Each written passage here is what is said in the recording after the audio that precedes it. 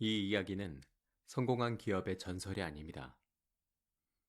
매출 그래프가 치솟는 순간도, 언론의 찬사가 쏟아지는 장면도 이 이야기의 중심에는 없습니다. 이 이야기는 늘 불안했고, 늘 부족했고, 늘 망가지기 직전이었던 한 사람의 기록입니다. 그리고 이상하게도 그 불안의 기록이 지금 사업을 시작하려는 사람에게, 이미 사업 한가운데 서 있는 사람에게 가장 큰 위로와 권면이 됩니다. 슈독은 말합니다. 사람은 멋진 계획으로 시작되지 않는다고. 오히려 확신 없음, 두려움, 그리고 도망치지 않음에서 시작된다고. 지금부터 들으실 이야기는 어떻게 성공했는가가 아니라 어떻게 버텼는가에 대한 이야기입니다. 실패할 이유가 없던 청년. 필 라이트는 처음부터 모험가가 아니었습니다. 그는 명문대 출신이었고 숫자에 강했고 성실했으며 아버지가 보기에 아주 바람직한 인생 경로 위에 서 있던 청년이었습니다. 회계사, 안정적인 직업, 예측 가능한 미래. 그 길을 선택했다면 누구도 말리지 않았을 것이고, 어쩌면 그는 평생 잘 살아왔다는 평가를 받았을지도 모릅니다. 그는 실패할 이유가 없는 사람이었습니다. 그래서 오히려 이 질문이 그를 괴롭혔습니다. 이대로 살아도 되는가? 안전한 길 위에 서 있었지만 그 길이 자신의 길이라는 확신은 없었습니다. 그리고 이 불편한 질문 하나가 그를 전혀 다른 방향으로 걷게 됩니다. 한 장의 가설, 그리고 일본.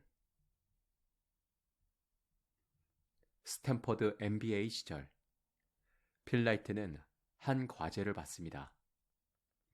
일본의 러닝화가 독일의 러닝화를 미국 시장에서 대체할 수 있을까? 그는 이 질문을 논문으로 끝내지 않습니다. 직접 가보기로 합니다. 직접 만나보기로 합니다. 직접 확인해 보기로 합니다. 그렇게 그는 일본으로 향합니다.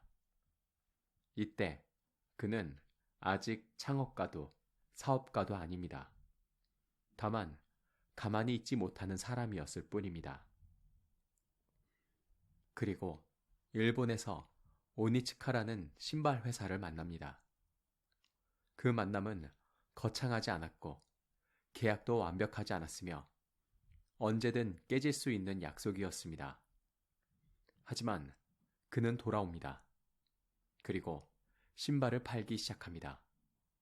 아주 조심스럽게, 아주 불안한 상태로. 의존의 끝, 결별의 순간. 처음 사업은 언제나 남의 손에 기대어 시작됩니다. 필 라이트 역시 그랬습니다. 오니츠카의 신발을 들여와 미국에서 판매하는 구조. 하지만 그 구조는 늘 불안했습니다. 계약은 약했고, 권한은 없었고, 주도권은 상대에게 있었습니다. 그리고 결국 그 불안은 현실이 됩니다. 예고 없는 결별. 사실상 배신에 가까운 상황. 그 순간 필 라이트는 선택권을 잃습니다. 하지만 동시에 책임을 떠안습니다. 이때부터 그는 대리상이 아니라 창업자가 됩니다. 원해서가 아니라 밀려나서 그렇게 된 겁니다. 허름한 창고의 밤들. 나이키의 시작은 빛나는 사무실이 아니었습니다. 낡은 창고, 정리되지 않은 재고, 언제까지 월급을 줄 수 있을지 모르는 상황. 하지만 그곳에는 사람들이 있었습니다. 돈보다 신념을 믿은 사람들, 확신보다 열정을 택한 사람들. 그들은 밤늦도록 일했고 일이 끝나면 술을 마셨습니다. 축하가 아니라 하루를 버텼다는 안도감으로 잔을 기울였습니다. 그 시절 그들에게는 퇴근이 없었습니다. 다만 오늘도 망하지 않았다는 조용한 안심만 있었습니다. 신발에 미쳐 있던 사람들. 그들은 신발을 상품으로 보지 않았습니다. 집착의 대상으로 보았습니다. 러너의 발을 보고 땅을 보고 속도를 생각했습니다. 와플 기계를 보며 신발 바닥을 떠올렸고 남들이 웃을 때 그들은 실험을 반복했습니다. 더 잘 팔리는 신발보다 더 좋은 신발. 그것이 전부였습니다. 슈독에서 가장 인상적인 점은 이 사람들 누구도 우리는 성공할 것이다 라고 말하지 않는다는 점입니다. 그들은 다만 이건 더 나아질 수 있다고 말합니다. 죽음 앞에서 멈추는 시간. 스포츠는 젊음과 승리를 상징합니다. 하지만 슈독은 그 환상을 한번 무너뜨립니다. 스폰서를 받던 선수의 죽음. 그 순간 모든 계산과 계획은 무의미해집니다. 사업도, 인생도 완전히 통제할 수 없다는 사실을 그는 이때 깊이 깨닫습니다. 그리고 묻습니다. 그래도 계속할 수 있는가? 멕시코 올림픽과 코르테즈. 1968년 멕시코 올림픽. 이 무대는 나이키에게 첫 선언과도 같았습니다. 코르테즈라는 신발. 이 신발은 단순한 제품이 아니라 우리는 여기에 있다는 메시지였습니다. 이때부터 나이키는 남을 따라가지 않습니다. 자기 길을 걷기 시작합니다.